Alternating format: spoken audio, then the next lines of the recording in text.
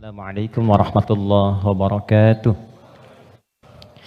Alhamdulillahi wa kafa wassalatu wassalamu ala Rasulillahil Mustafa wa ala alihi wa sahbihi wa man wafa wa ba'd. Keluargaku, teman-teman di musyawarah yang saya senantiasa berdoa semoga seluruhnya tanpa kecuali dirahmati, dimuliakan dan diridhai oleh Allah Subhanahu wa taala. Dan tentunya doa ini tidak akan menjadi maksimal dapat dirasakan kecuali diiringi dengan ikhtiar juga dari teman-teman untuk mewujudkan itu. Ketika seorang ibu memohon kepada Allah, ya Allah jadikan anakku anak yang saleh, tapi anaknya tidak merespon itu untuk menunjukkan dan berikhtiar mendapat kesolehan, tentu tidak mudah doa-doa itu sampai meresap ke dalam jiwa. Karena itu sekali lagi mudah-mudahan apa yang seringkali kami mohonkan kepada Allah Subhanahu wa taala ada kekuatan dan keyakinan dari teman-teman juga untuk menjemputnya sehingga menjadikan kehidupan dan ranah yang kita pijak dalam pekerjaan profesi apapun menjadi bernilai dan membahagiakan baik di dunia ataupun di akhirat. Baiklah, hari ini kita belajar sesuatu yang sangat penting sekali. Dan ini bila mampu kita olah dengan baik akan menghadirkan puncak kebahagiaan tertinggi. Dan seringkali masalah yang dirasakan oleh setiap orang sumbernya atau puncaknya dari titik ini. Kita akan belajar tentang nafsu. Nafsu. Sering dengar ya? Nafsu, tapi barangkali kita akan olah itu dari pendekatan Al-Quran. Bagaimana nafsu itu diterangkan, seperti apa mengelolanya, dan bagaimana cara mengimplementasikan dalam kehidupannya. Kita bagi dalam 2 sesi, barangkali nanti kita akan ada pemaparan dan kita diskusi untuk mendalami apa yang mungkin kita bisa diskusikan. Bismillahirrahmanirrahim. Kita mulai teman-teman sekalian dari Quran surah ke-91. Nanti silahkan dicek ya. Quran surah 91 itu Asy-Syams. Asy-Syams.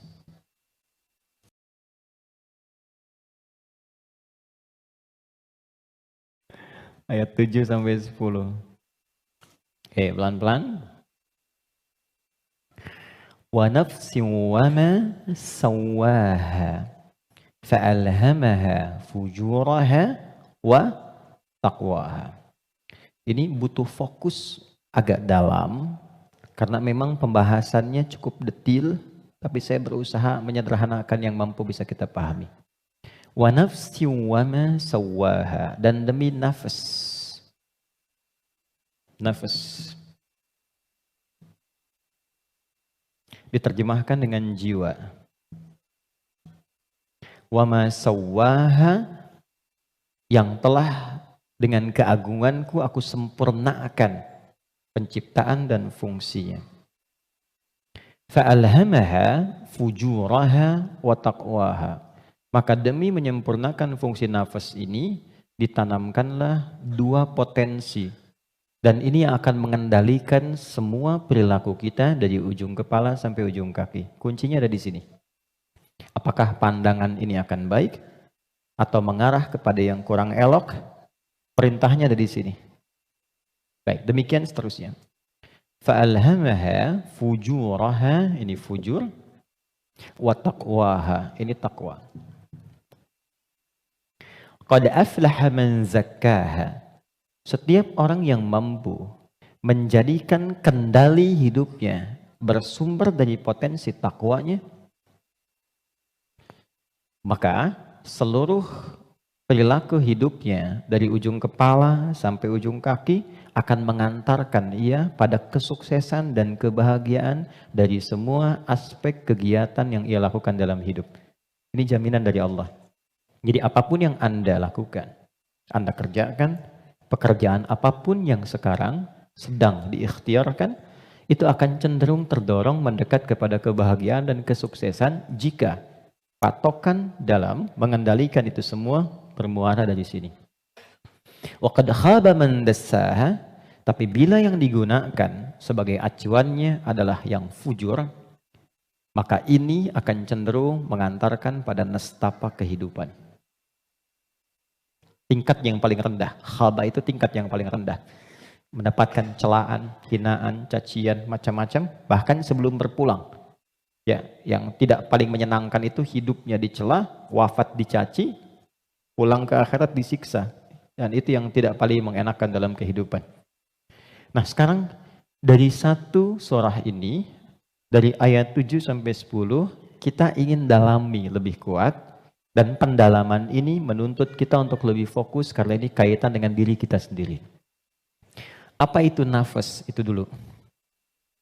Nafas itu apa? Jiwa itu apa? Tempatnya di mana? Seperti apa yang kita rasakan pengaruhnya dalam hidup? Kita pindah dulu ke Quran surah 15 Al-Hijr ayat 28 sampai dengan ayat 30.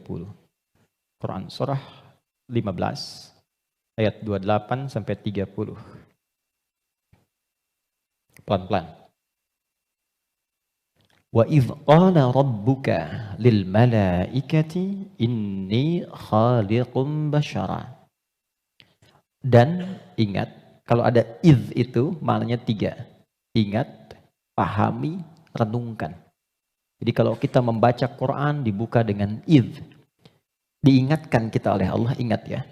Pahami apa yang akan kau baca ini, lalu renungkan itu pada dirimu yang paling dalam. Wa idh qala rabbuka lil malaikati, pahami, ingat, renungkan. Ketika Allah berfirman pada malaikat, inni khaliqun basyara, aku akan mencipta makhluk baru yang bukan malaikat, yang bukan jin. Jadi sebelum Allah mencipta kita manusia disebut dengan basyar di sini, maka sudah ada malaikat dan jin terlebih dahulu. Urutannya malaikat dulu diciptakan dari cahaya, nur. Lalu jin diciptakan dari api, nar. Ya, baru kemudian kita manusia, basyar. Karena itu ayat manusia 28, ayat tentang jinnya 27-nya. Jadi kalau Anda lihat ayat 27 di Quran surah 15, wal janna khalaqnahu ya min qablu min naris samum. Sebelum manusia ada jin dulu urutannya diciptakan. Nanti jin ini sebagiannya ada yang tinggal nanti dengan malaikat di alam langit, tapi di alam tersendiri dari 7 lapis itu tidak sampai ke bagian atas. Nanti ada yang tinggal berkehidupan di dunia, yang kelak fungsinya akan digantikan oleh manusia menjadi khalifah di bumi. Nah, yang tinggal di alam langit ini, itu yang dulu disebut dengan Azazil namanya. Jin yang sangat taat, rajin ibadah, sampai diagungkan itu Azza. Oleh malaikat disebut nih hebat nih, ibadahnya banyak, maka disebut dengan Azazil. Cuma nanti kisahnya ketika manusia diciptakan dan akan menempati posisi sebagai khalifah di bumi, jin yang terlihat taat ibadah ini ternyata memiliki kecemburuan yang tinggi sampai membangkang perintah Allah. Maka membangkang perintah disebut dengan fasik. Perbuatannya fasak. Maka berubahlah ia dari jin menjadi makhluk fasik. Ya, tertutup kebaikannya dengan keburukannya. Yang menutup keburukan dengan kebaikan, ada yang buruk yang tak ingin terlihat ditutup dengan yang baik, itu namanya libas, dari kata labasa. Tapi kalau yang baik sudah bagus, ibadah, jujur baik, ditutup dengan keburukan karena sombong misalnya, maka itu namanya dari kata balasa, makhluk yang tertutupnya disebut iblis. Maka dari situ dia menjadi iblis. Di situ ada di Quran surah ke-18 ayat ke-50. Quran surah 18 ayat 50. Wa idh qulna lil malaikati isjudu li adama fasajadu illa iblis kana minal jinni fa fasaqa an amri rabbih. Jadi iblis ini asalnya dari kalangan jin yang tadinya taat tapi tertutup oleh kesombongannya untuk memenuhi perintah Allah, dia tolak karena sombong.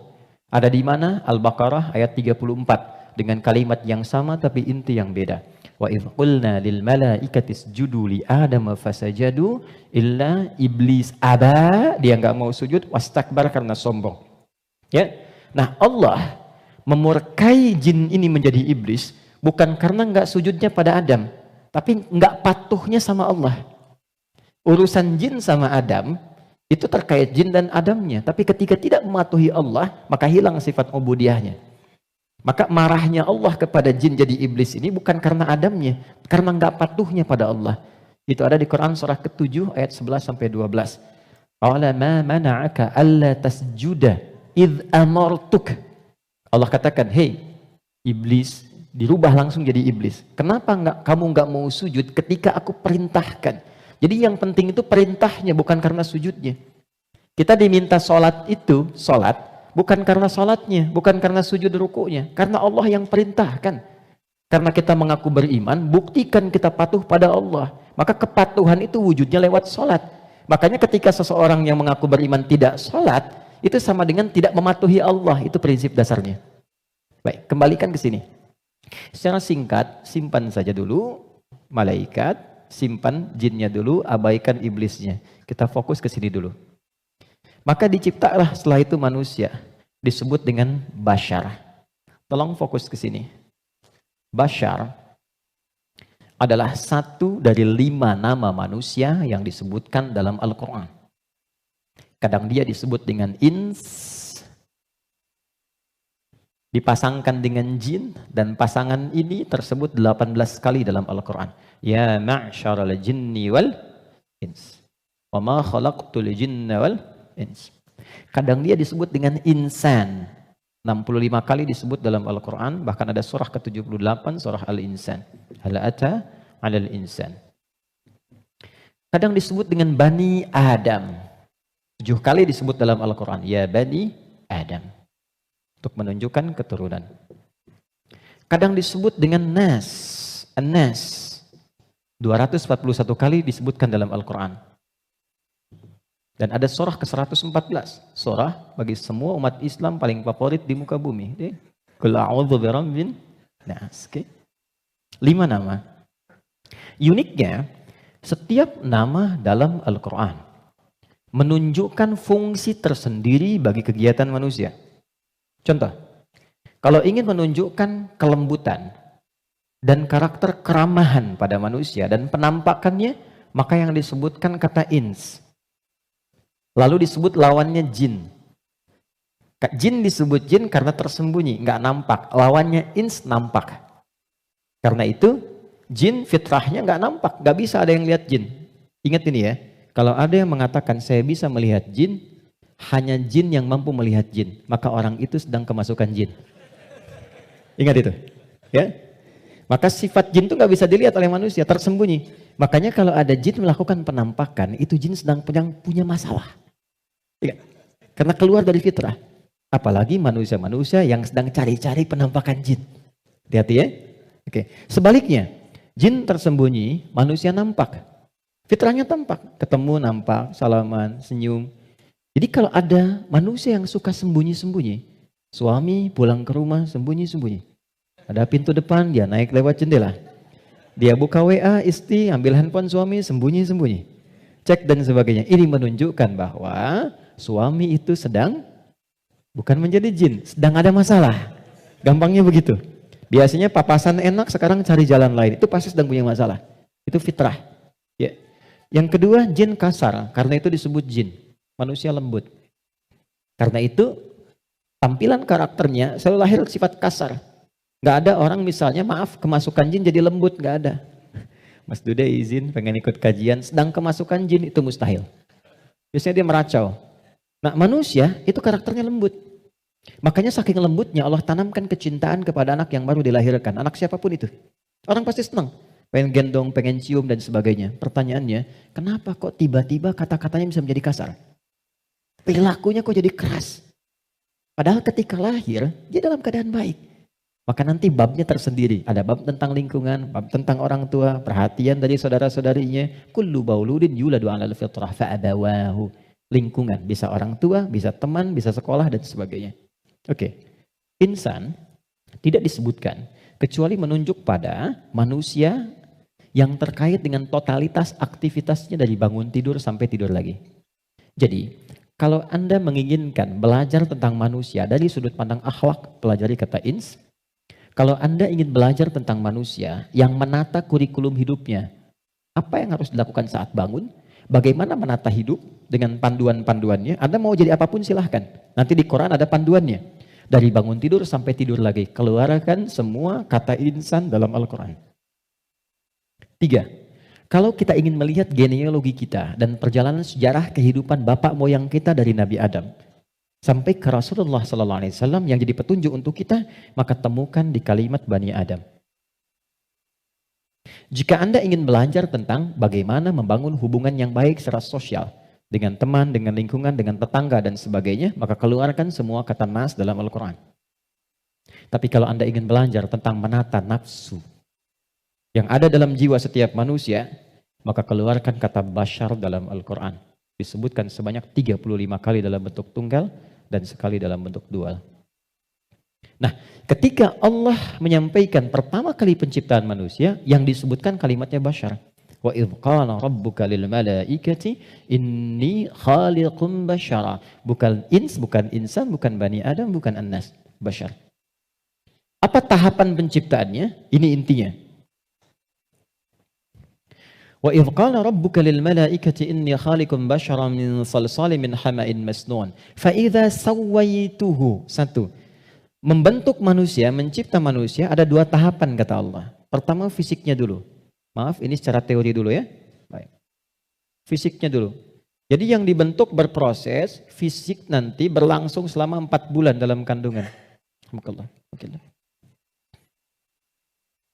Ini detailnya ditemukan. Misal di Quran surah ke-22 Al-Hajj di ayat yang kelima, atau di Quran surah ke-23 Al-Mu'minun dari ayat ke misalnya 11 sampai dengan 15. Hadisnya di Al-Arba'in An-Nawawiyah nomor hadis yang keempat. Contoh, saya cepat bacakan.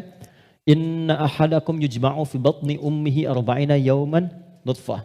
Setiap anak cucu Adam sebelum terlahir dari rahim ibundanya akan mengalami proses selama 40 hari pertama pertemuan spermatozoa dengan ovum, proses.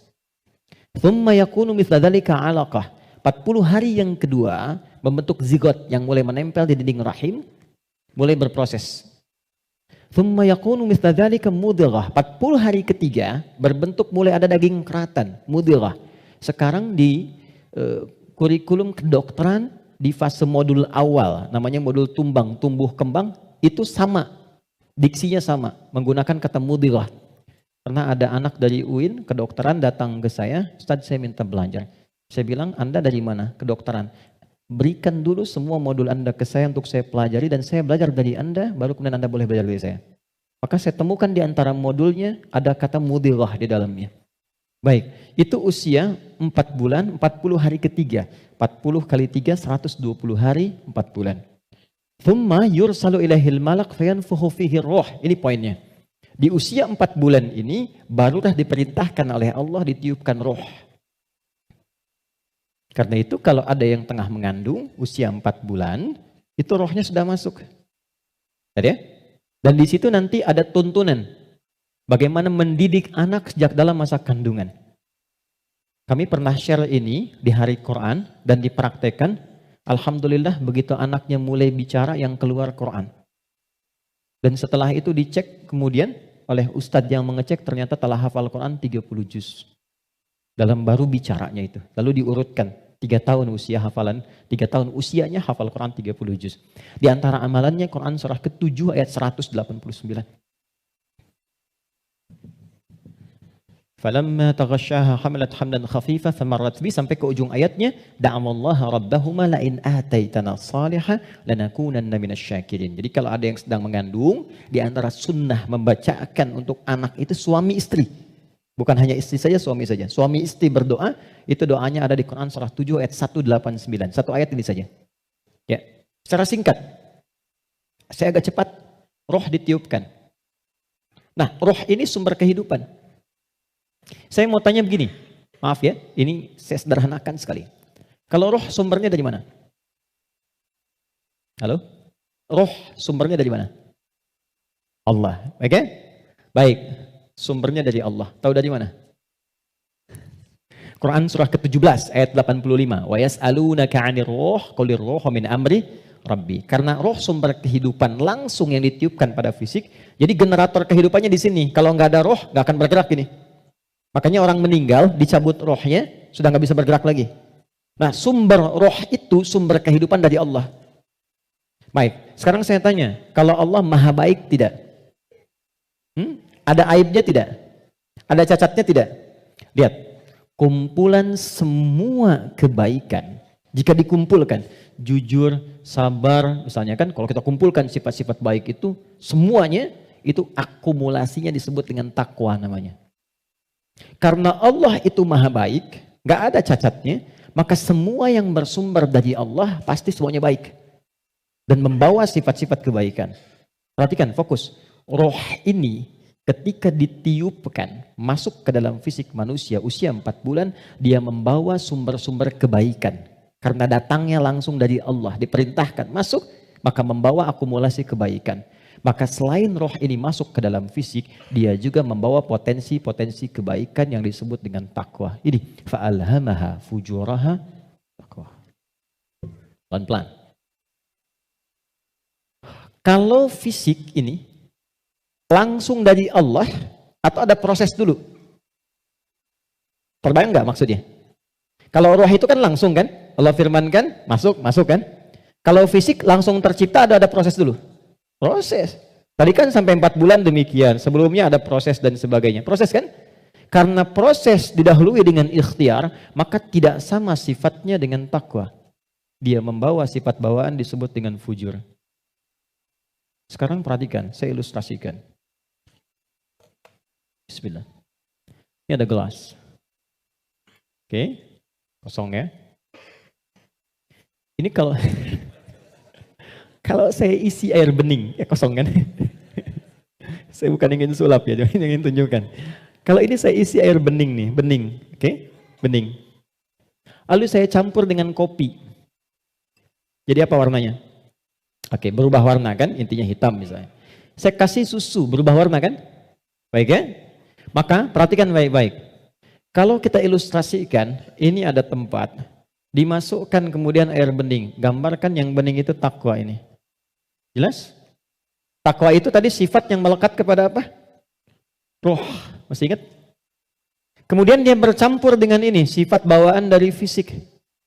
Kenapa saya sebut tidak langsung dari Allah, tapi melalui proses ikhtiar yang Allah tetapkan? Karena maaf sekali. Kenapa namanya disebut fujur? Karena ini berkumpul segala macam bentuk di sini. Apakah teman-teman mencari semua yang halal, yang dimasak oleh istri, masuk kemudian ke dalam mulut dan perutnya, dan terkonsumsi oleh janinnya? Apakah dipastikan semua halal? Kalau dia menjadi halal, akan jadi baik. Kalau dia menjadi syubhat, ya akan menjadi bercampur. Kalau dia dari yang haram akan menjadi kotor. Karena itu yang bersumber di fisik disebut dengan fujur, yang ini pasti baik. Tadi saya katakan, kalau campurannya susu, bening, bagus, nyaman. Tapi kalau campurannya kotor, lumpur dan sebagainya, maka jadi bermasalah. Maka jangan pernah membawa sesuatu yang haram, dibawa ke rumah, apalagi dikonsumsi anggota keluarga. Karena itu pasti akan merusak dan berpengaruh kepada karakter. Karena masuknya ke sini. Itu pasti tuh. Pasti. Pernah ada riset begini, ini saya langsung lakukan. Saya baru pulang dari Tripoli, mengajar di satu tempat di Bekasi, kemudian tiba-tiba ada anak yang tidak biasa. Ini menarik ini. Anaknya unik sekali. Tapi ibunya salihah. Rajin, bapaknya salihah. Bapaknya salih, ibunya salihah. Jadi rajin ke majelis ilmu dan anaknya unik. Nah, qadar Allah alhamdulillah bertahan dengan kami itu sampai selesai belajar. Ibunya tiba-tiba datang, alhamdulillah Ustaz katanya. Anak saya bisa bertahan. Emang kenapa Bu? Tidak pernah dia bisa bertahan di satu tempat, baik di pengajian apalagi di sekolah, kecuali setelah 5 menit gurunya akan datang mengantarkan ia kepada saya, mohon dibawa pulang, karena kami tak sanggup mengajarinya lagi. Nah, tanpa saya tanya, ibunya cerita, Ustaz izin konsultasi, sebetulnya ini saya adopsi. Karena dulu kami mencoba menyelamatkan, saya bekerja sama dengan kawan saya yang public figure juga perempuan, menyelamatkan 2 anak kembar dari perilaku orang tua yang ayahnya pencuri, ibunya suka mabuk. Jadi begitu sedang mengandung, ibunya masih minum minuman yang diharamkan itu. Maka itu berpengaruh kepada janinnya, lahir ia. Nah, mengeluarkan itu nggak mudah tuh, karena sudah menjadi daging. Maka harus disupport lagi dengan yang halal, ditanamkan lagi yang baik-baik supaya keluar itu. Nanti ada tahap yang ringan, tahap yang menengah, tahap yang paling susah. Tapi itu semua ada caranya untuk mengembalikan. Yang ingin saya gambarkan adalah, hati-hati kita ilmiah sekali hari ini. Ini bawaan dari gabungan fisik sifatnya fujur, yang ini roh membawa sifat takwa. Karena takwa yang bening bercampur dengan fujur, maka merubah keadaan roh. Yang tadinya murni seperti biasa, karena roh membawa sifat takwa, nyampur jadi ini, bercampur dengan fujur. Maka merubah nama roh kemudian menjadi nafas. Pelan-pelan, pelan-pelan. Kalau roh saja yang dibawa sifat takwa, udah pasti baik tuh. Tapi karena dia bercampur dengan ini, yang bahannya banyak tuh, ya, dan sifat fujur, maka berubah nanti dari sifat yang takwa ini bercampur dengan fujur, merubah nama roh saat masuk ke dalam tubuh, berubah menjadi nafas. Dari sini diserap ke dalam bahasa Indonesia menjadi nafas. Ya, maka dikatakan seseorang bisa bernafas ketika rohnya masuk. Tapi dalam keterangan Al-Quran bukan cuma bisa nafas, di situ akan tergabung takwa, potensi yang dibawa oleh roh sebagai sumber kebaikan. Di sini ada fujur, potensi yang dibawa oleh fisik, ya, yang kadang-kadang menjadi lawan daripada sifat kebaikan. Pelan. Sampai di sini bisa dipahami? Artinya apa? Artinya, maaf, di dalam diri kita ini, siapapun manusianya, pasti ada potensi kebaikan. Ini sifat dasar manusia itu baik. Itu sifat dasarnya. Nggak ada yang nggak baik. Makanya, maaf, sepencuri-pencurinya pencuri, sebetulnya hatinya menolak. Ketika akan mencuri, pasti hatinya menolak itu. Itu salah. Karena itu pencuri nggak mau dicuri. Coba kalau 3 orang mencuri, yang satu misalnya menyembunyikan hasil curiannya, maka bosnya akan berkata, maling kamu. Padahal mereka baru maling gitu kan. Ya? Oke, pelan-pelan ya. Jadi singkatnya, di dalam diri kita terkumpul semua potensi kebaikan yang dibawa oleh roh. Dan saat yang bersamaan, ada potensi yang dibawa oleh fujur dari fisik. Ada di sini, ini lawannya. Nah, yang menarik begini, ini potensi takwa ini, akumulasi semua kebaikan, kita sebut dengan sumber positif, gini. Yang ini, didesain oleh Allah sebagai lawannya, kita sebut kutub negatif begini, fujur. Pelan-pelan ya. Dan ini sudah menjadi hikmah kehidupan. Apapun yang bisa bergerak akan selalu ditemukan positif dan negatif. Anda beli robot-robotan pakai baterai, pasti ada kutub positif dan negatif kan? Ya kan? Proton dan neutron. Dalam proton nanti ada neuron dan macam-macam, ada partikel, ada atom dan sebagainya. Jelas ya? Ini semua hukumnya sudah begitu. Ini hukum kehidupan. Tapi kaitan dengan diri kita, ini yang harus kita sadari. Saya turunkan ke sini untuk lebih mudah. Nafas, di sini ada takwa, semua kumpulan sifat baik, jujur, rendah hati, kemudian sabar, dan seterusnya. Saat yang bersamaan, di sini ada lawannya, sifat fujur. Jadi kalau teman-teman di sini menemukan jujur, di sifat fujur itu ada dusta. Kalau di sini ada rendah hati, di sini ada sombong. Kalau di sini ada sabar, di sini ada sifat amarah yang berlebihan, pemarah. Nah, kita mesti menyadari setiap manusia itu punya potensi jujur, tapi saat yang bersamaan punya potensi dusta. Dia punya potensi rendah hati, tapi saat yang bersamaan dia bisa sombong. Nah, yang paling menarik adalah bagaimana kita bisa mengendalikan ini sehingga yang keluarnya selalu yang baik. Dan yang ini bisa kita tutup, bisa kita tekan sehingga tidak muncul ke permukaan.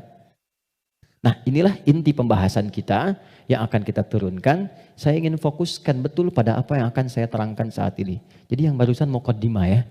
Sekarang kita mulai ke intinya. Saya ingin berikan penjelasan dari akarnya dulu supaya kita paham tentang diri kita.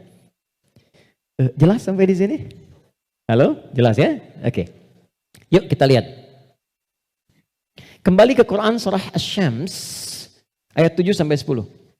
Wa nafsin wa ma sawwaha, dan demi jiwa nafas yang telah aku sempurnakan, kata Allah penciptaannya. Fa'alhamaha fujuraha wa taqwaha. Maka diilhamkan pada nafas ini ada 2 yang seakan berlawanan, yaitu fujur dengan bawaan ini dan takwa sifat baik. Sekarang lihat rumusnya. Qad aflaha man zakkaha. Qad. Saya berikan gramatikal bahasa Arabnya dulu. Qad harfut tahqiqin wa taukidin. Huruf tahqiq yang menjamin sesuatu. Taukid yang menegaskan satu hukum. Cara menerjemahkannya, qad aflaha, aku jamin, kata Allah. Dan aku tegaskan.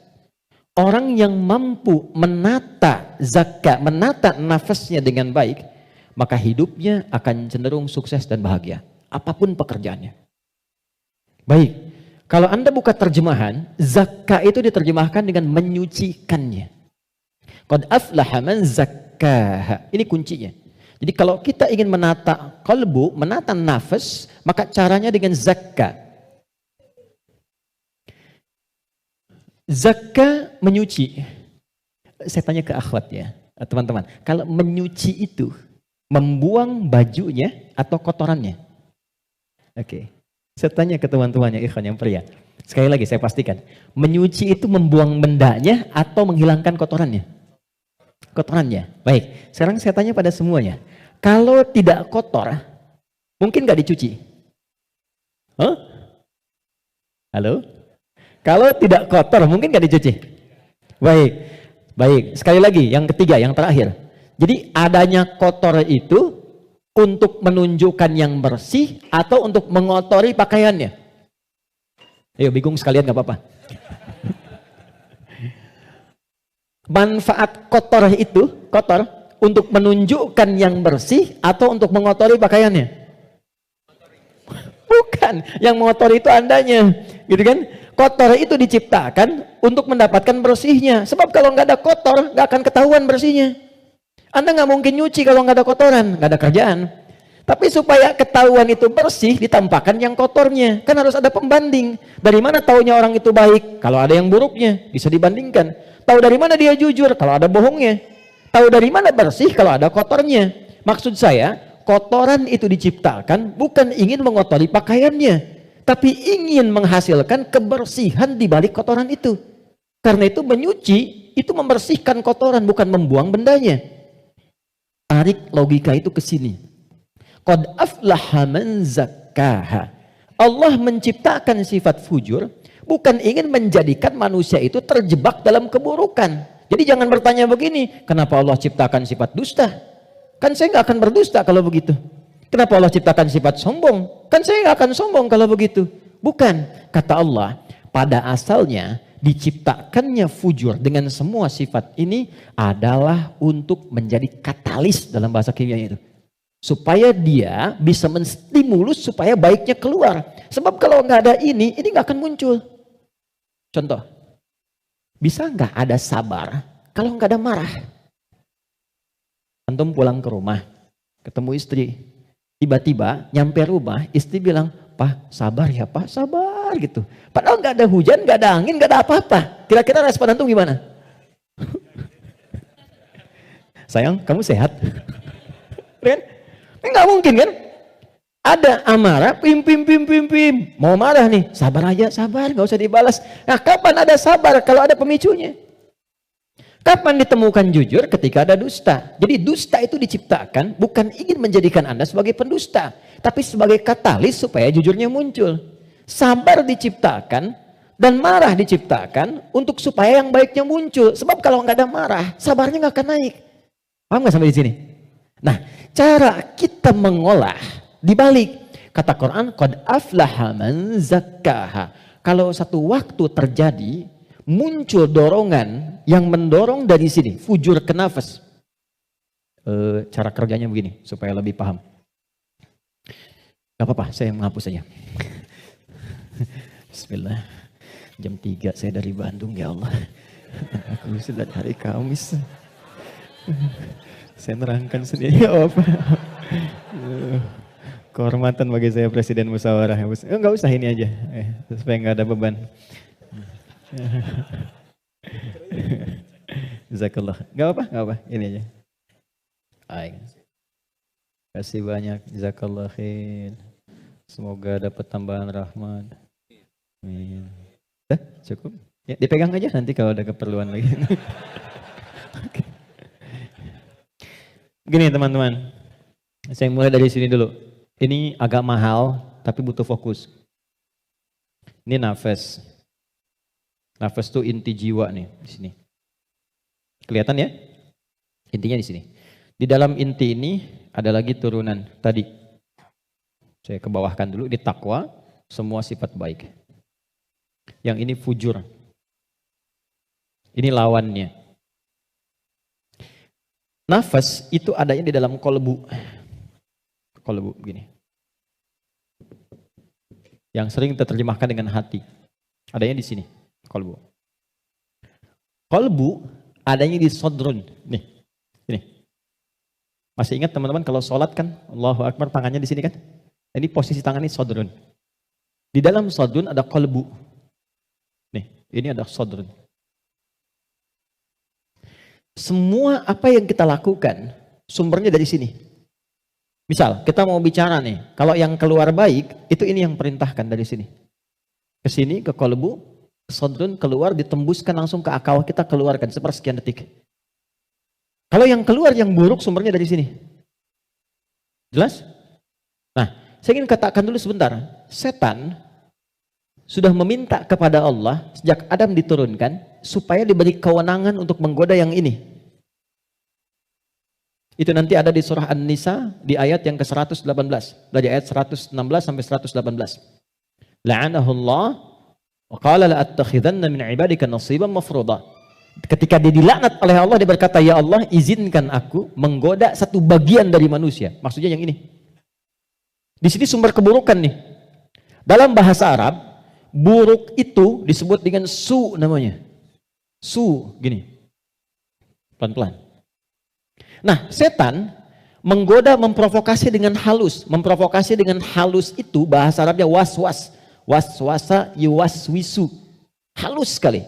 Dia masuk lewat sini. Sodrun. Jamaknya sudur. Jamak dari sodrun sudur. Karena manusianya banyak. Di Quran surah ke-114. Alladzi yuwaswisu fi sudurin nas. Dia menggoda ke sini, ke kolbu, ke sini. Alih-alih bicara yang baik, dia katakan keluarkan yang kasar. Tak sadar keluar. Begitu keluar bentuknya dalam bentuk perbuatan, maka keluar namanya su, kata-kata yang kotor. Kata-kata su. Karena ini melewati nafas, nih, kan dari nafas nih. Tidak dilihat fujurnya, yang dilihat nafasnya. Oh, ternyata nafasnya itu memerintahkan kepada su. Nafas ketemu su, disebutlah nafsu. Oh, ya, ini asalnya nafsu. Ini asal kalimat nafsu. Dari mana ini ditemukan? Quran surah ke-12 ayat 53. Paling kiri sebelah atas di mushaf. Quran surah 12 Yusuf ayat 53. Wa ma ubarni'u nafsi innan nafsa nafas la ammaratum bisu. Nafas ketemu su jadilah nafsu. Jelas? Nah, asalnya nafas ini netral. Di dalamnya ada takwa, ada fujur. Yang ini, yang kelihatan jelek, sebetulnya asalnya katalis untuk yang ini. Bukan ingin menjadikan kita berbuat buruk, tapi lebih menjadikan yang fujur ini mendorong supaya yang sifat baik itu muncul ke permukaan. Pertanyaannya caranya bagaimana? Kata Quran, qad aflaha man zakkaha. Zakka, sifatnya disebut tazkiyah. Cara paling gampang memahaminya adalah ketika muncul dorongan yang kurang bagus, cari cepat lawannya yang baik, yang ini. Karena ini diciptakan untuk memunculkan yang takwa. Jadi ketika Anda menemukan ada yang dusta, bukan mengajak Anda berdusta, tapi supaya Anda memunculkan kejujuran dalam diri Anda. Ketika ada seseorang misalnya datang dengan kesombongan, maka itu adalah pelajaran bagi kita supaya jangan ikut sombong. Yang dimunculkan sifat rendah hatinya. Dicari lawan terbaliknya. Itu poinnya. Prakteknya bagaimana? Contoh. Apa lawan cemberut? Lawan cemberut apa? Senyum. Jadi kalau istri cemberut, harusnya antum senyum. Cemberut dititipkan kepada istri bukan membuat antum supaya marah atau mengintegrasi, tapi supaya antum senyum. Antum pulang ke rumah, lihat istri sedang cemberut. Oh, cemberut. Lawannya apa? Senyum. Sayang. Kok cemberut? Kayaknya kenal. Sling, ada hadiah iPhone 14 Pro Max misalnya kan. Contoh. dalam hidup itu simpel sebetulnya, cari lawannya. Sedih lawannya apa? Senang. Ketika ada seseorang sedih, cari apa yang bisa membuat dia senang. Ya, ketika seseorang bisa sedang gelisah, cari ketenangan. Ketika ada seorang berbuat sombong, antum datang dengan kerendahan supaya mengajarkan dia kembali kepada sifat rendah hati ya. Kalau semua orang bisa melakukan semua ini, walaupun tidak mudah mengerjakannya, maka kata Allah hidupnya akan cenderung bahagia. Itu asalnya. Tapi problemnya adalah di sini ada setan yang memberikan was-was supaya ini muncul dominan. Apa yang bisa mencegah dan menghambat setan supaya tidak menjadikan manusia dominan dengan sifat fujurnya dibanding takwanya? Sebelum sampai ke sana, saya ingin jeda dulu. Saya ingin simpulkan dulu konsep dasarnya. Jika kita ingin menata nafas dengan baik, sehingga tidak didominasi oleh nafsu, sifat-sifat yang kurang bagus, maka setiap mendapati kekurangan-kekurangan atau hal yang kurang positif dari siapapun lawan kehidupan kita, maka cepat munculkan lawan baiknya. Kadang-kadang yang diuji bukan kita, yang diuji orang lain, tapi yang disasar hikmahnya kita. Itu namanya fitnah. Jadi fitnah itu tidak harus selalu tuduhan. Bisa jadi ujian. Misal, inna min azwajikum wa auladikum, bahkan amwalikum fitnah. Kata Allah, anak-anak itu jadi fitnah. Maksudnya apa? Kadang-kadang di anak-anak ada aktivitas-aktivitas yang mungkin tidak ideal, yang orang sebut dengan nakal. Ya? Padahal tidak ada anak yang nakal. Boleh jadi anak itu dibuat aktif supaya kreativitas orang tuanya makin muncul. Jadi ketika Anda melihat anak-anak punya ekspresi tersendiri, lihat dulu dari yang kurang bagus itu apa yang dimunculkan yang baik supaya keluar. Itu caranya. Sama dengan begini, itu ada kejadian di Cianjur. Musibah. Bagi warga Cianjur yang terkena, itu bala namanya. Ibtila, ujian langsung yang dialami. Bagi kita itu fitnah. Ujian yang diberikan ke sana, tapi hikmahnya menyentuh diri kita. Ada nggak yang terpanggil untuk datang? Betul nggak orang beriman saling merasakan? Betul nggak titipan harta itu benar-benar untuk berbagi dan sebagainya? Maka diberikan ujiannya di sana. Mungkin yang wafat di sana masuk kategori syahid akhirat. Karena di antara syahid itu kan tertimpa bebangunan, meninggal dia syahid. Kita wafat bagaimana? Maka disentuh untuk datang. Kami ke sana bangun posko, lihat teman-teman, maaf ya, ini pelajaran besar ya. Mohon kalau kurang berkenan, mohon saya dimaafkan dengan kalimat ini. Demi Allah saya katakan, rumah yang mewah sampai yang biasa hancur. Dan yang paling menarik bukan itu. Yang paling menarik hati kita untuk merenungkan. Bahkan rumah yang masih bertahan pun dan masuk kategori mewah, tidak ada yang berani penghuninya untuk datang ke tempat itu. Dia lebih memilih mengungsi atau tinggal di tenda-tenda yang bahkan jauh dari kata layak. Pertanyaan saya, jadi yang selama ini dikumpulkan kerja keras siang dan malam, jadilah sesuatu yang mewah itu, kendaraan yang hebat itu. Lalu untuk apa kalau tidak digunakan dan dinikmati ketika Allah memudah membalik itu dalam sepersekian detik? Maka saya ingin katakan pada teman-teman, jangan sampai terjadi dalam satu masa, dalam satu waktu, sudah kerja, lelah, capek dan sebagainya, tapi karena hubungan yang jauh dari Allah, atau karena sebab tertentu, justru berbalik nikmat itu menjadi sesuatu yang bahkan tidak bisa dinikmati secara langsung. Itu pesan pertama. Tapi jangan disimpulkan bahwa di sana ada maksiat dan sebagainya, tidak ke situ arahnya. Boleh jadi mereka ditetapkan oleh Allah untuk mendapatkan kemuliaan karena datang keluarga-keluarga besar membawa sesuatu yang bahkan belum pernah mereka lihat sebelumnya. Yang gak pernah menemukan makanan-makanan yang mungkin menurut kita enak dan layak. Yang merasakan perhatian, merasakan bantuan-bantuan, kenal saudaranya. Yang gak ada masjid, dibangunkan masjid lagi. Yang wafatnya syahid, kita siapa? Dan bagaimana cara kita kembali kepada Allah Subhanahu wa Ta'ala? Nah, itu fitnah. Ujiannya di sana yang merespon kita di sini. Terkadang adanya pada tetangga kita. Tetangga yang sakit dibuat sakit bukan karena ingin menjadikan dia sakit. Boleh jadi Allah ingin menguji Anda sebagai tetangganya, sikapnya bagaimana. Itu cara melihatnya. Tetangga Anda ada kekurangan, mudah bagi Allah menjadikan dia kaya. Tapi Allah titipkan kepada Anda tetangganya supaya Anda merespon harta yang Allah titipkan untuk berbagi. Contoh lain, Anda sudah ke masjid. Anda punya tetangga, belum mau ke masjid. Dijadikan ia menjadi tetangga Anda, bukan untuk Anda caci, atau Anda katakan, tuh saya punya tetangga gak pernah ke masjid. Bukan. Boleh jadi Anda ditempatkan di situ, sehingga mendapat bagian dari dakwah untuk mendoakan dia supaya ke masjid. Ada orang bertanya, saya tanya begini, satu jamaah, apa hukumnya ada tetangga masjid, tinggal di samping masjid, 5 meter jaraknya dari masjid, bahkan toa masjid menghadap ke rumahnya begini. Tapi dia belum mau ke masjid. Oh, jawabannya beragam. Dosa Ustadz, haram Ustadz. Ada yang bilang, bakar rumahnya. Hukumnya, ajak dia ke masjid. Hukumnya, ajak dia ke masjid. Ini sederhana. Tipis bahasannya. Tapi kalau kita praktekkan dalam kehidupan, di rumah tangga, suami dengan istri, dengan anak, anak dengan ayah, dengan ibu, ini dibawa. Kita datang ke ibu sedang cemberut, buat beliau tersenyum. Lihat pasangan sedang gelisah, buat dia lebih tenang. Lihat anak sedang menangis, buat dia tertawa. Nabi SAW kedatangan seseorang menyampaikan, ya Rasulullah, si fulan berjuang fi sabilillah, ikut ke medan perang, tapi ibunya menangis. Dipanggil oleh Nabi, anak itu katakan, irja, pulang kamu, bikin ibumu tertawa seperti engkau membuatnya telah menangis. Ini konsepnya. Sederhana, tapi kalau kita bisa mengendalikan itu dalam kehidupan, maka kebahagiaan akan nampak di depan mata. Setidaknya itu kata Al-Quran. Oke, saya berhenti sejenak, kita dialog dulu. Nanti setelah itu saya akan sempurnakan tentang provokasi setan dan bagaimana mencegahnya. Ada yang mau ditanyakan? Saya perkenankan. Halo, kenapa menjadi diam begini? Ada yang mau bertanya? Atau saya teruskan dulu?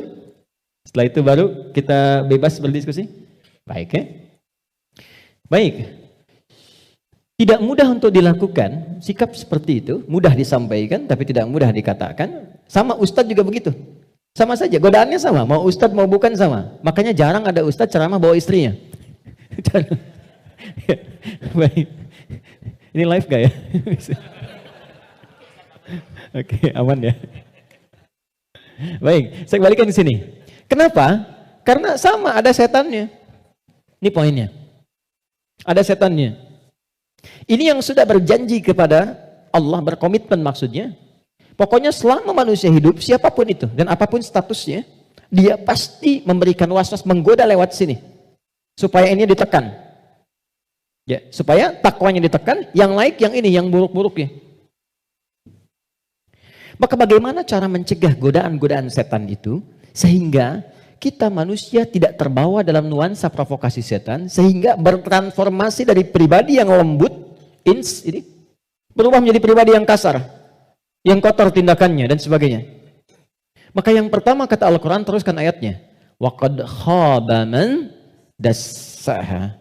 Ingat ya, kalau sifat fujur itu diperturutkan, diikuti, dusta diikuti, sombong diikuti, jadi perilaku, jadi sombong.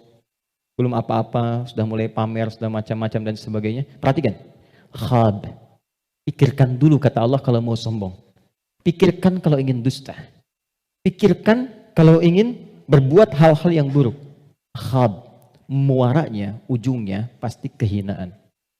Ini. Jadi sebelum berbuat sesuatu yang menyimpang, kalau Anda ingin berkata kotor, pikirkan dulu. Karena ketika itu keluar, Anda akan terhina, kata Allah. Anda akan terhina. Kalau bukan ada yang di hadapan, orang lain yang akan tergerak untuk menghinakan itu. Karena itu tidak sedikit orang yang mengeluarkan kata-kata kotor dalam kehidupan, terekspos kemudian, bukankah dirinya menjadi rendah?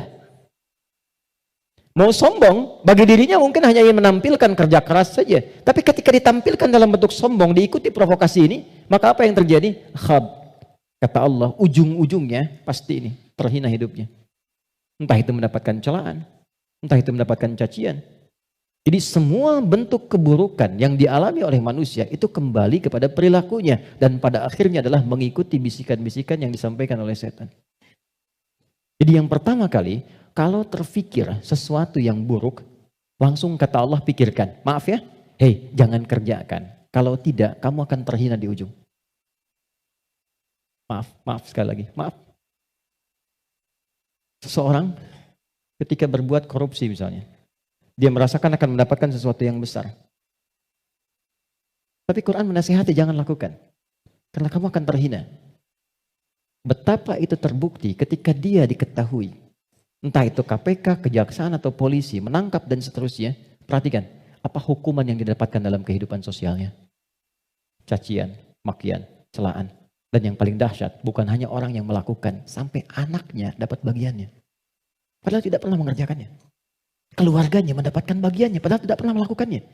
Karena itu masuk kepada yang kedua, nahnu narzuqukum wa iyyahum atau nahnu narzuquhum wa iyyakum. Ada dua ayat. Kaidah-kaidah perilaku dan rizki ada yang terwariskan. Yang kedua kata Allah, kalau kamu merasa bisa menanggung kehinaan pada dirimu, pikirkan keluargamu. Contoh, Anda mengatakan saya belum menikah Ustadz, tapi Anda kan punya ayah, punya ibu. Jadi kalau Anda berbuat sesuatu yang buruk, orang tua Anda akan kena. Anda berbuat maksiat, terjebak dengan perbuatan buruk, menggunakan benda-benda yang haram misalnya, atau mencuri atau macam-macam, waliyadzubillah. Dilakukan itu, diketahui, diekspos di publik, bukan punya Anda, bukan hanya Anda, ibu Anda akan kena, ayah Anda akan kena. Karena itu kata Quran, sebelum Anda berbuat yang kurang baik sebagai anak, pikirkan dulu orang tua. Jadi kalau merasa sebagai anak saya akan menanggung itu nggak apa-apa, pikirkan orang tua Anda. Apa tega ibu yang telah mengandung, melahirkan, merawat, mendidik, ayah yang penuh dengan peluh, merawat Anda, menyayangi Anda, menemani Anda saat tidur, tiba-tiba hanya mendapati keburukan yang dari Anda kerjakan. Mendapati limpahan keburukan dari hasil kreasi anaknya. Satu. Tapi kalau Anda orang tua, maka ingat anak dan keluarga. Saya sedih ya dapat beberapa informasi yang kadang-kadang dari instansi pemerintahan juga konsultasi.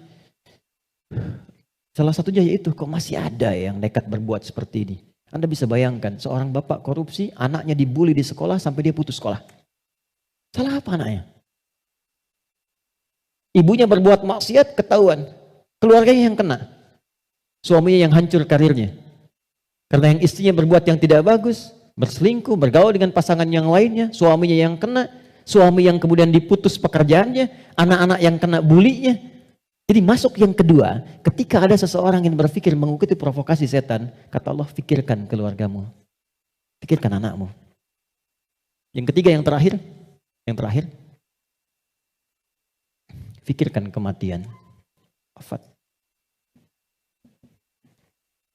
Jadi kalau sedang terdorong oleh nafsu, yang diarahkan oleh setan untuk berbuat yang buruk, misal, maaf, ingin mencela orang, hanya sekedar bikin status. Coba bayangkan saat berbuat seperti itu, Anda diwafatkan oleh Allah Subhanahu wa Ta'ala. Apakah mau wafat dalam keadaan sedang berbuat maksiat? Sementara selama ini Anda sholat, Anda puasa, Anda zakat dan sebagainya. Tiba kemudian berbuat maksiat dan wafat dalam keadaan demikian. Itu puncak terakhirnya yang paling cepat bisa mengendalikan nafsu kita supaya tercegah dari perbuatan yang buruk. Selebihnya di situ doa-doa untuk menguatkan itu semua. Ada ayat kursi, ada tiga surah paling favorit semuka bumi terakhir, Al-Ikhlas, Al-Falaq, An-Nas. Ada istighfar dan lain sebagainya.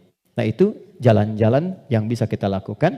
Dan sebagai penutup, kalau sudah pernah terjebak berbuat seperti itu, bagaimana cara kembalinya? Ini ada jalan rel, salah belok ke sini. Ingin balik lagi supaya ke jalan yang benar. Balik kembali. Kembali ke jalan yang lurus, yang benar.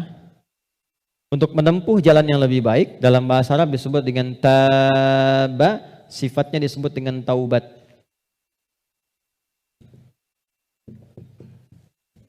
Maka muncullah ayat taubat. Quran surah keempat ayat 17. Quran surah keempat ayat 17. Saya berhenti dan berakhir di sini. Ada? Innamat taubatu 'ala Allahi lilladzina ya'maluna as-su'a bijahalatin thumma yatubuna min qarib. Masih ingat teman-teman? Kalau perbuatan dari nafsu jadi wujud perbuatan, maka disebut apa namanya? Perbuatannya disebut apa? Masih ingat gak? Kalau lupa suka gak ingat tuh. Masih ingat kan? Kan? Oke. Sekarang di ayat itu, innamat taubatu 'ala Allahi lilladzina ya'maluna as-su'. Kata Allah, kalau ada yang pernah terjebak berbuat buruk dalam hidup, kata-katanya keluar kotor, tindakannya nggak bagus, hartanya didapatkan dari jalan yang tidak baik misalnya, terus dia ingin merubah itu, dia merasa saya diprovokasi oleh setan, terjebak oleh nafsu, pengen berubah, pengen menghilangkan itu semua, maka apa yang harus dilakukan? Tsumma yatubuna min qarib. Ini yang indah nih. Bab ini yang paling penting. Mohon fokus baik-baik. Ini yang paling penting dan ini yang paling dahsyat yang bisa kita dapati saat ini. Thumma yatubuna min qarib. Ini kalimatnya. Gak perlu dihapus dulu, biarkan dulu saja. Nih, teman-teman gini. Kemudian saat dia sadar itu salah, dia bergegas ingin segera memperbaiki. Kalimat ini menjadi mahal karena ada informasi di dalamnya dan ini rahasia. Mohon dijadikan antara kita saja di hari ini ya. Perhatikan kalimatnya. Ternyata, maaf, seburuk-buruknya perbuatan yang pernah dikerjakan oleh manusia, rahmat Allah menjadikan setiap manusia itu selalu mendapat kesempatan cahaya untuk kembali. Karena itu, seburuk apapun perbuatan yang pernah dilakukan, pasti akan ada kilatan di hati kita yang mengingatkan, apa masih mau begini terus? Bisa nggak saya berubah? Pernah nggak merasakan itu? Ya, bisa nggak saya tahajud malam? Bisa nggak saya sholat? Sampai kapan saya mau begini? Nah itu yang mahal. Kadang-kadang datangnya lewat renungan, kadang-kadang datangnya lewat pandangan. Misal Anda pulang dari pekerjaan, kok tiba-tiba Anda lewat ke depan masjid yang banyak orang sedang menunaikan sholat. Tiba-tiba Anda lewat ke pesantren yang anak-anak kecil sudah bawa mushaf, pengen menghafal. Sedang melihat kan? Pertanyaan saya, kok bisa Anda lewat situ padahal bisa melalui jalan yang lain? Itu kalau bukan sayang Allah gak mungkin diberikan demikian. Kadang-kadang lewat pendengaran. Kadang-kadang pendengaran dan penglihatan. Pendengaran misal, ta'lim di masjid, Masjid Raya Pondok Indah atau misalnya MRBJ di sini. Suara keluar, Anda lewat situ. Begitu Anda lewat terdengar kalimat bertobatlah kepada Allah sebelum kita semua wafat. Padahal kalimat itu ditujukan pada jamaah yang di dalam, tapi suaranya keluar, Anda yang dengar. Kok bisa Anda dengar itu gitu? Kadang-kadang pendengaran dan penglihatan. Anda pengen lihat YouTube, ngecek yang lain, tapi yang keluar pengajian. Yang paling dahsyat jawaban dari pertanyaan Anda selama ini. Nah itu yang dimaksudkan. Kalau Anda mengalami momentum seperti itu, kata Quran cepat ambil. Karena Allah sedang memberikan kasihnya secara langsung tanpa campur tangan siapapun. Biasanya, kalau dalam kondisi seperti itu disambut oleh seorang hamba, maka muncullah rahmat Allah pada saat itu yang akan langsung merubah hamba itu menjadi kekasih Allah Subhanahu wa taala. Makanya tidak sedikit orang menjadi kekasih Allah. Kekasih itu maksudnya sangat dekat dengan Allah sampai doa pun baru minta udah dijawab. Siapa di antara mereka aulia Allah itu? Rata-rata ada di antara mereka yang tadinya pelaku maksiat. Terus merasakan nikmatnya taubat, meningkat ibadahnya, dan sekatnya seakan-akan menjadi jauh, terpisah, lepas dari dirinya, nyambung ke Allah begitu cepatnya. Doanya cepat terjawab, zikirnya terasa dengan nikmat. Itulah aulia Allah. Nah, jadi yang ingin saya katakan adalah, kalau satu kali berbuat salah, terfikir, kemudian ada kilatan di hati kita, di pikiran kita, atau mendengar atau melihat sesuatu, mengarahkan kita untuk bertobat, cepat ambil itu. Cepat ambil. Itu yang dimaksud Quran surah ke-29 di ayat yang terakhir. Walladzina jahadu fina lanahdiyannahum subulana. Setelah itu, sesali perbuatan yang pernah dikerjakan, minta ampun pada Allah. Kalau terkait dengan manusia, minta maaf. Datangi. Dan jangan merasa sungkan. Jangan merasa sungkan. Kenapa berani berbuat salah tapi tidak berani meminta maaf? Datangi, minta maaf. Apapun yang ia lakukan, kata-kata dan sebagainya, tidak akan pernah mengambil hak Anda. Tidak akan mengambil kesempatan Anda, waktu Anda, tapi membebaskan semua sekat yang ada dalam jiwa kita. Tapi kalau orang lain yang salah, maafkan dulu. Memaafkan orang itu akan menghilangkan sekat dalam diri kita, sehingga tidak pernah memikirkan dia lagi. Tapi tidak menyelesaikan persoalan dia dengan Allah. Jadi tetap dia dihisab oleh Allah sebelum dia minta maaf pada kita. Ini nggak ada ruginya. Paham ya? Karena itu kalau ada kilatan di pikiran kita mengajak untuk bertobat, cepat respon, sesali perbuatan itu, berjanji tidak mengulangi dan mengganti dengan perbuatan baik. Apa tandanya taubatnya diterima? Tandanya semua perbuatan yang jelek yang pernah keluar dari lisan, dari mata, dari telinga sampai ujung kakinya, misal, maka berganti menjadi perbuatan baik. Itu tandanya hamba itu diterima taubatnya oleh Allah Subhanahu wa taala. Saya tutup dengan hadis Nabi sallallahu alaihi wasallam. Innallaha idza ahabba 'abdan ibtalah. Allah kalau mencintai seorang hamba maka mengujinya. Kadang-kadang di antara ujian itu Kalau manusia tidak bisa memanagenya, ada yang mengantarkan pada sifat-sifat buruknya. Maka muncullah keterangan yang kedua langsung dari Al-Quran. Innallaha yuhibbut tawwabina wa yuhibbul mutatahhirin. Allah sangat mencintai pelaku maksiat yang mau bertobat dibandingkan dengan orang soleh yang tidak pernah merasa salah. Ingat ya, Allah sangat mencintai pelaku maksiat yang mau bertobat dibandingkan orang soleh yang tidak pernah merasa salah. Silahkan bikin status. Itu dari Al-Quran. Oke ya? Saya kira itu yang bisa saya sampaikan. Kita berdoa kepada Allah Subhanahu wa taala, mudah-mudahan doa kita bisa dikabulkan dan mendapatkan nilai kebaikan di sisi Allah Subhanahu wa taala. Allahumma taqabbal minna innaka antas sami'ul alim wa tub 'alaina innaka antat tawwabur rahim. Allahumma arhamna ya arhamar rahimin. Ya Allah, mohon rahmati siapapun yang ada di ruangan ini atau yang mungkin bersama kami dalam kebaikan. Rabbana la tada' lana fi maqamina hadza wa fi kulli maqamin dhanban illa ghafarta. Ya Allah, mohon jangan biarkan ada satupun di antara kami yang hadir saat ini kecuali Engkau ampuni segala dosa-dosanya. Wala hamman illa farajtah. Jika ada yang merasakan kegelisahan, jangan biarkan ia pulang kecuali Engkau telah tenangkan keadaan hatinya. Wala asiran illa yassartah. Jika ada yang mengalami kesulitan dalam hidupnya, maka mohon ya Allah ringankan dan hilangkan semua kesulitannya. Rabbana atina fid dunya hasanah wa fil akhirati hasanah wa qina adzabannar. Wa sallallahu ala sayyidina Muhammad wa ala alihi wa sahbihi ajma'in wa akhiru da'wana alhamdulillahi rabbil alamin. Assalamualaikum warahmatullahi wabarakatuh.